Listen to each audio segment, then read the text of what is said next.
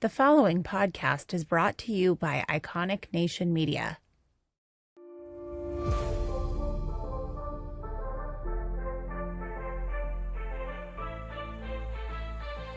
Welcome to The Winning Edge, the podcast where champions are built and legacies are made. I'm Leonard Wheeler, former NFL player turned entrepreneur of 24 years and co-executive director of the NFL Legends community. After years of being on the field, I've learned that the real game starts when the stadium lights go out. This show is your all-access pass to the mindset, strategies, and leadership lessons that fuel success beyond sports. Each week, we will dive into what it truly takes to win in business, leadership, and life.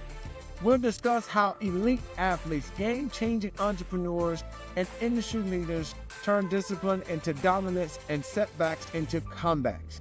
The next play is yours.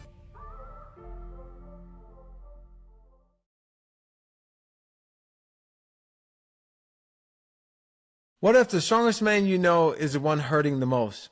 Everyday men walk into boardrooms, locker rooms, homes, churches, wearing confidence while behind closed doors, they're carrying anxiety, depression, sickness, broken relationships, financial pressure, and sometimes even suicidal thoughts. See, we've been taught to man up, to stay quiet, to carry the weight alone. And even though no one had to tell us to carry the weight alone, that's how we felt. But silence has never brought healing to a man. Brotherhood has. That's why Brotherhood in Motion was created, not for perfect men, but for real men who are ready to grow, to lead, to bring healing, to become everything I believe God created them to be. So on Thursday, September 24th, from 5:30 p.m. to 8:30 p.m. Eastern Time, 200 men will gather at the Hyatt Centric in Charlotte, North Carolina for the very first Brotherhood in Motion kickoff. See, this isn't just an event. It's the beginning of a movement. So if you've been carrying something alone, come stand with us.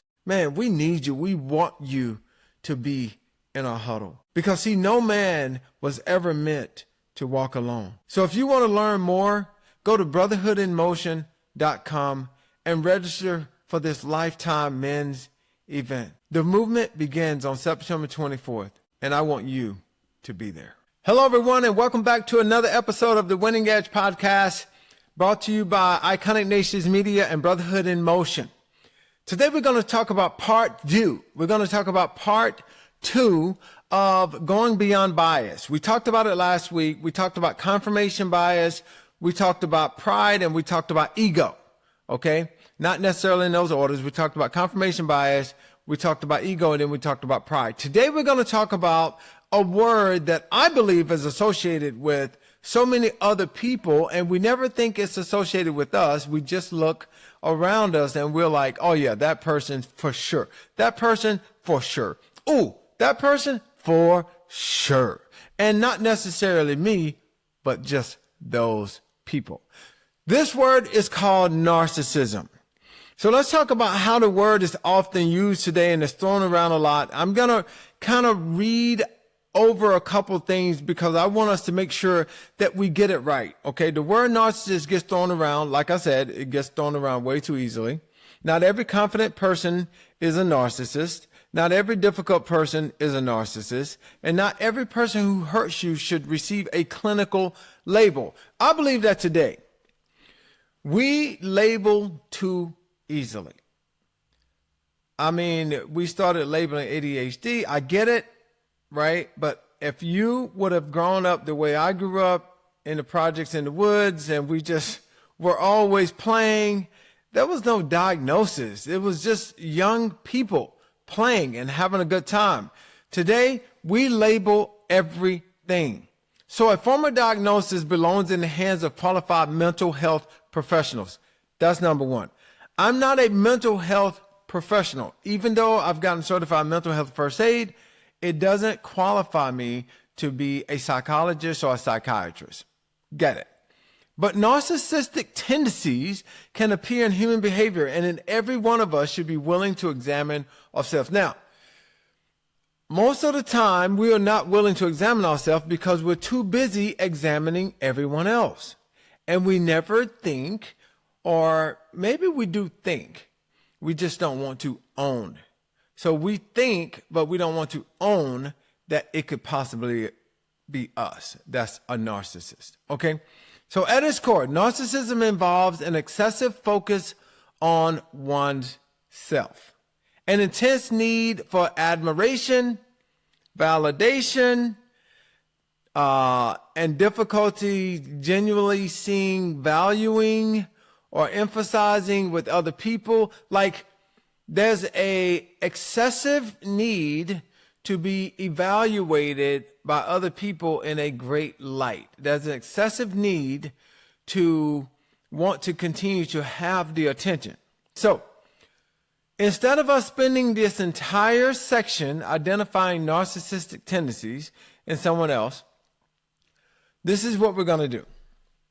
We're going to bring the mirror closer. So I want you to bring the mirror closer to your face, because I need for you and for me to hear these words. And I'm going to ask you a couple of questions, and then you just be honest. Do I dominate conversations?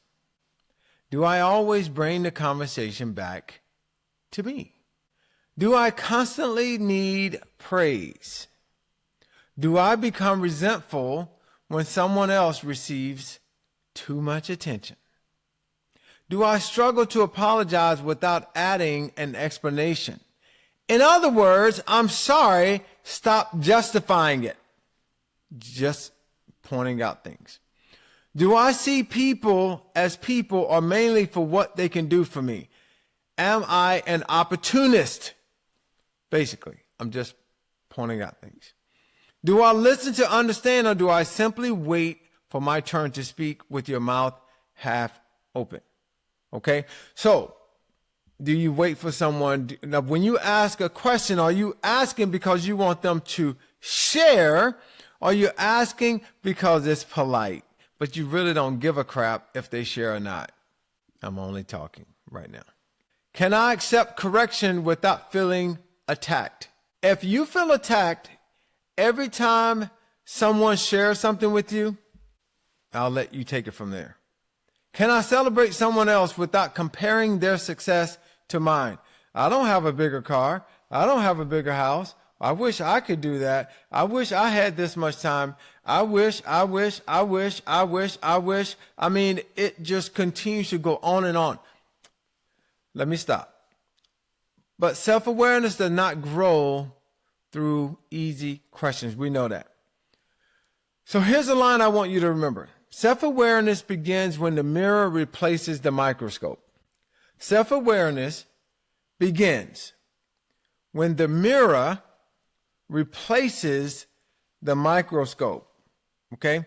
It is easy to place other people under the microscope, and it's easy to analyze everybody else's behavior, their attitude, their weakness, their mistakes, the lack of awareness. But maturity asks, what about me? Where am I difficult? Where am I self-centered? Where do I lack empathy? Where do I make everything personal? Or why do I make everything personal? Where do I need to grow? The purpose is not to shame yourself. The purpose is to see yourself clearly through a different lens instead of seeing everybody else through your own lens in terms of your own perspective of how, anyway. I'm going off on a tangent for a second. Anyway, that's narcissism. Let's decide to look in the mirror instead of looking through a microscope. Okay? That's self-awareness. Let's go to number 5. That was number 4. Number 5 is assumptions. Have you ever finished someone else's sentences in your own mind? Have you ever decided what a person meant without asking them? Okay, so you're assuming that you know exactly what that person's thinking, but you finish their sentence and then they go somewhere else. You're like, oh yeah, I was thinking that too. You really weren't, but you're assuming that you were. Have you ever created an entire story because someone did not respond to a text message? So they didn't respond in time. They didn't reply to an email in time. So you assume all of this stuff and then come to find out nobody's even thinking about you that much.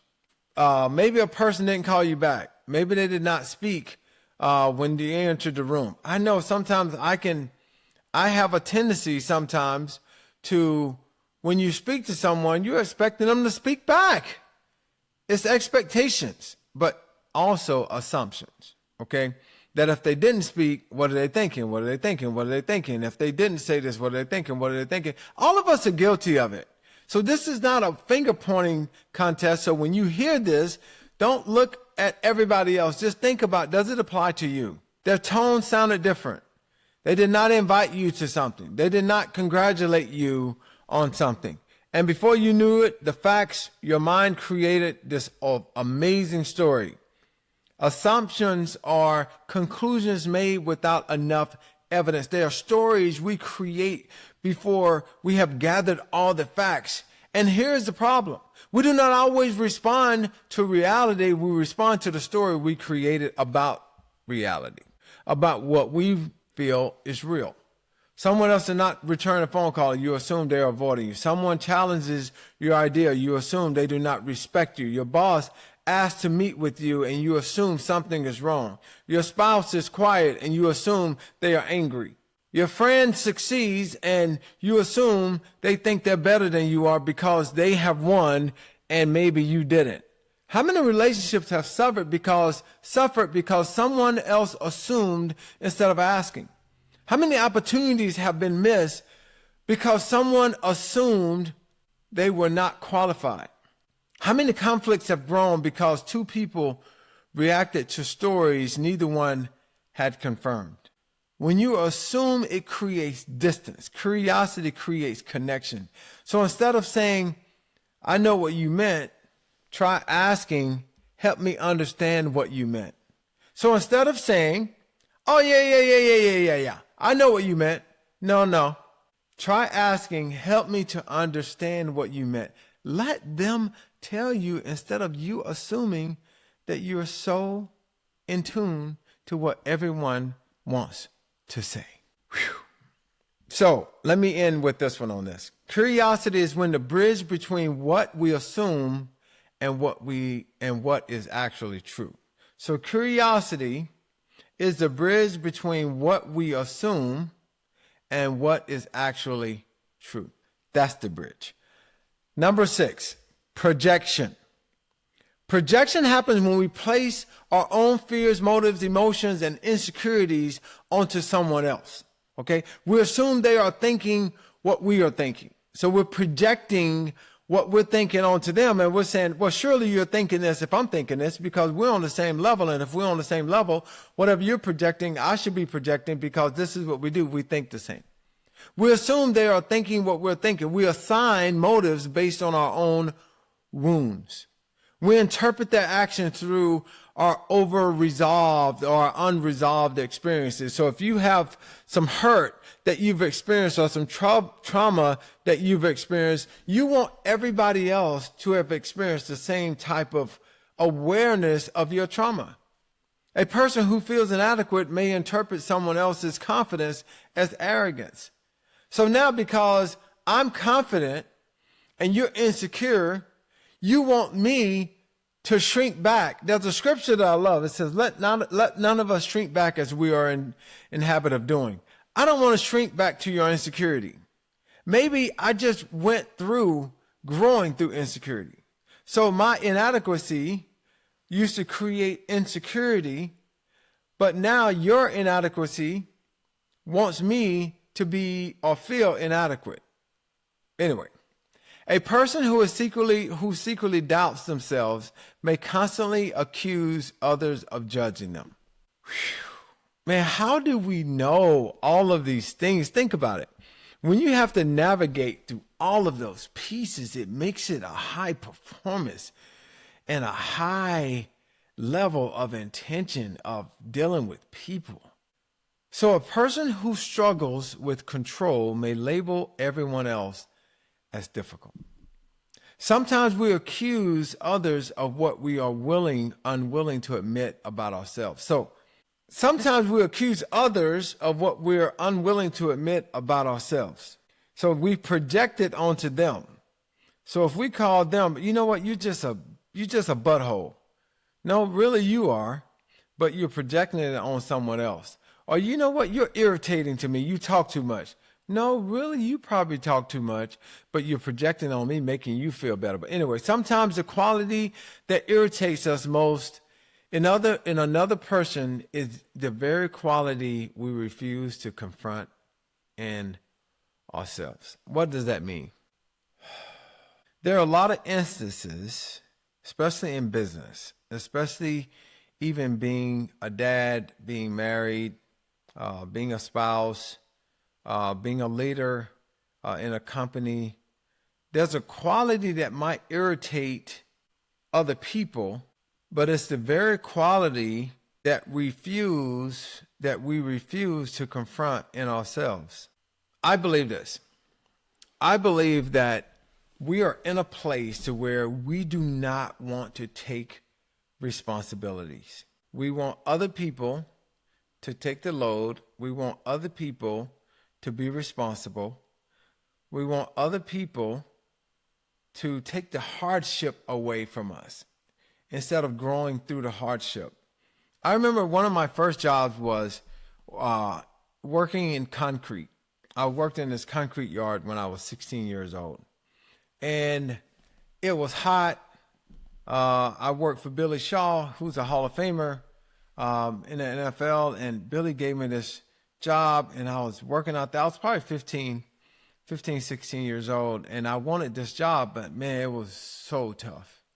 And I remember being on that concrete yard and thinking about how hot it was in Georgia and saying to myself, whoa, how long do I have to continue to do this? That job helped me to understand hard work.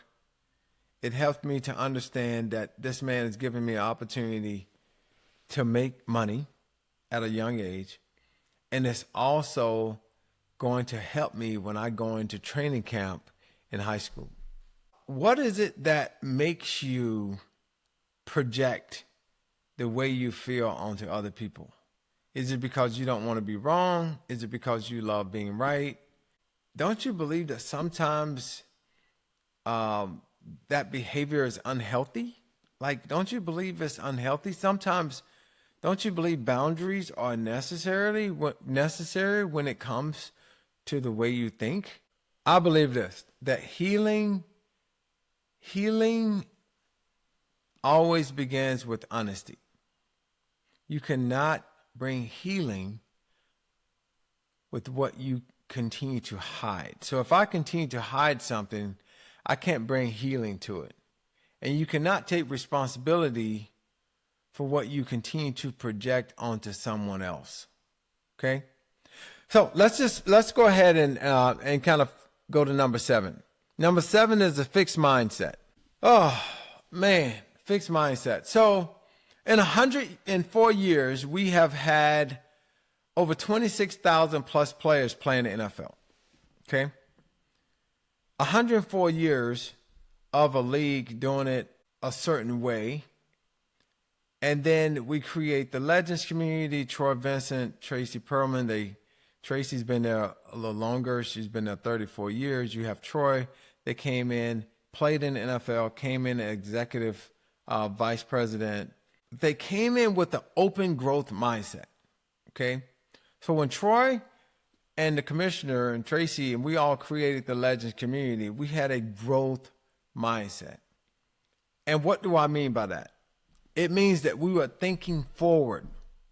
Our mindset was not fixed. We didn't say to ourselves that this is the only way it's been done, this is the way it's going to continue to be done, and we're the only person or people that can change that. That is crap. And, you know, when someone goes, this is just who I am. I've never been too good at that. I'm not a people person. I'm not a morning person. I really wake up in the afternoon. I can't communicate effectively. I'll never change. This is who I am.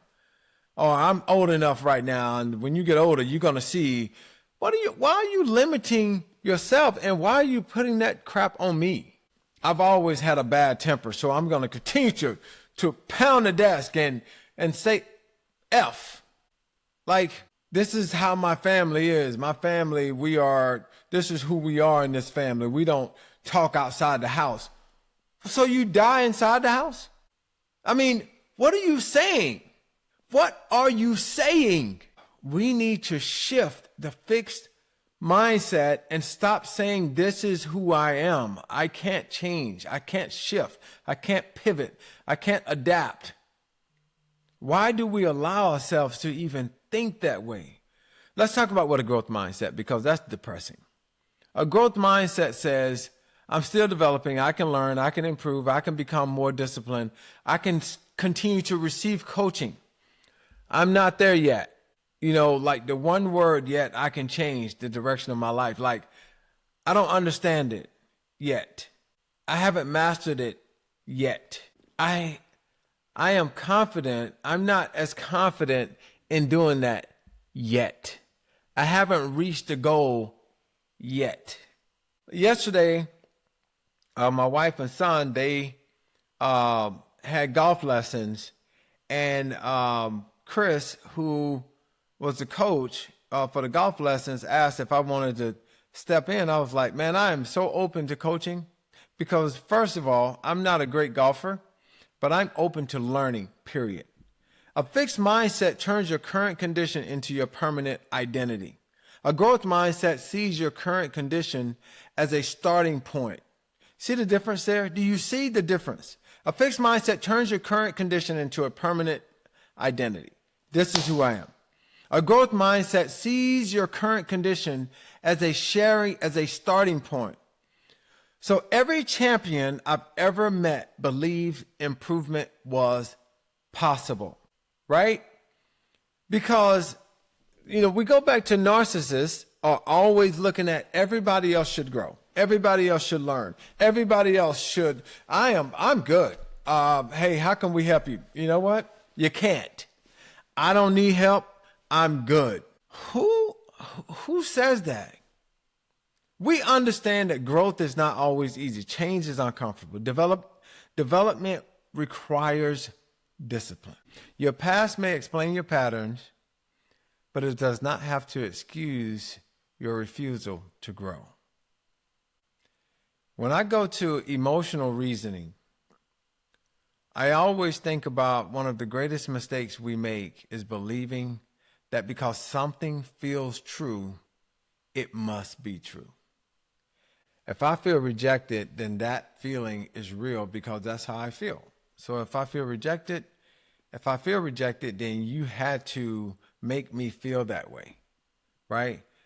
That does not necessarily mean you have been rejected because you feel rejected, but if you feel rejected, someone made you feel that way. So instead of you saying, this is how I'm feeling, you almost want to say, you made me feel this way. Like, I feel forgotten. That does not mean no one cares. I feel like a failure. That does not make you one because you feel like a failure. I feel unqualified. That does not mean you are not prepared. I feel afraid. That does not mean you are in danger. Feelings are real, but feelings are not always reliable. Does that make sense? So feelings are real, but they're not always reliable. Your emotions deserve acknowledgement. They deserve attention. I get it. They can reveal something important, but they should not always be given authority. Okay? So emotions are real. When I first got certified in emotional intelligence, I didn't know what I didn't know when it comes to being able to measure emotions, but also being able to manage them. I've always felt that I had a pretty good filter on my emotions. But when I played football, I used to fight a lot on the field, because if someone tried to make me feel less than, I rose up and I made sure that they understood that I didn't accept it. Okay. So, but what I realized that it was a lack of emotional intelligence that made me feel that way. It was a lack of feeling confident and feeling secure that made me feel that I needed to fight. So do not make every feeling the owner of the house. So don't allow your feelings to own your mind. Don't allow your feelings to own your mind. Don't allow your feelings to own your mind. Don't allow your feelings to make conversations more than what they should. Don't allow your feelings to pound the desk. Don't allow your feelings to curse someone out and think that it's okay when you just say, I'm sorry. I've been guilty of all of those things in my life. Okay? Feelings can be visitors, but don't give them a permanent address in your house. Does that make sense? You're going to visit, feelings are going to, they're going to visit you. Because you're emotional. We're emotional people. Okay. So that's what happens. So when you ask, what am I feeling right now? When you ask, just think about it. Just pause for a second and just say, what am I feeling? What emotion consumes me at this particular point? Then I want you to ask, why am I feeling it? So think about it. What am I feeling? I want you to ask that question right now. Why am I feeling that way? Why am I feeling it? And then say, what facts support this feeling? So what's supporting why I'm feeling this way? Now I want you to think about what facts challenge it. Now I want you to challenge that feeling. Challenge it, okay? Challenge that feeling. And then what action would be wise even if the feeling remains?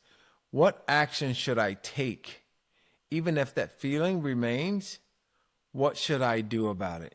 Because listen, I'm not saying deny your emotions. What I am saying though is that you have to just have the courage to look within yourself to say, I'm feeling this, man. It's real. And I know it's real. Do you need to pray about it? Do you need to learn how to surrender it? Do you need to reset the way you feel? Let's kind of bring it to a close here. When you think about the courage to look within, here's what I hope you remember today. Every one of us has blind spots. That's number one. That includes me. That includes you. You have a blind spot, even though you don't think you do, you do. Having blind spots does not make us bad people. Having blind spots does not make us not self-aware. Having blind spots does not make us less of a growth mindset person. Refusing to examine them can make you a dangerous person. And what do I mean by that? I believe that the goal is not perfection. The goal is awareness. And if you are not aware or you don't ask people, what are some of the things that I can change? If you're afraid to ask those questions, then you want to continue to walk around blindfolded. Because awareness creates being able to make good choices. And if you're able to make good choices, you're able to create more change. Does that make sense? So if you're able to make more choices, you're able to create more change. The strongest people I've ever met were not the ones who knew everything. The strongest people that I've ever met were the ones who had the courage enough to keep learning and to say, you know what, I don't know. And even if you do know, you don't always have to speak up. Like, sometimes it's okay to let other people win in their life. Okay? The best leaders are not always the smartest in the room. But man, they are great at being self-aware and they're great at asking questions. They ask for feedback. They challenge the assumptions of others. They stay curious. They admit mistakes and they remain teachable and coachable. And if you're teachable and coachable, lean in for a second. If you're teachable and coachable, you will be successful. And people want to be around people who are teachable and coachable. But it is hard for me to be around people who have all the answers to every test they're given. I believe that iron sharpens iron through friction. Friction. It means that you have to touch. You have to sharpen, okay? Growth will not always feel comfortable. Correction will not always feel good. Truth may challenge the way you see yourself. But comfort has never been the highest goal. Growth is the goal, wisdom is the goal, and wholeness is the goal. So, becoming who God created you to be, become your best self, okay?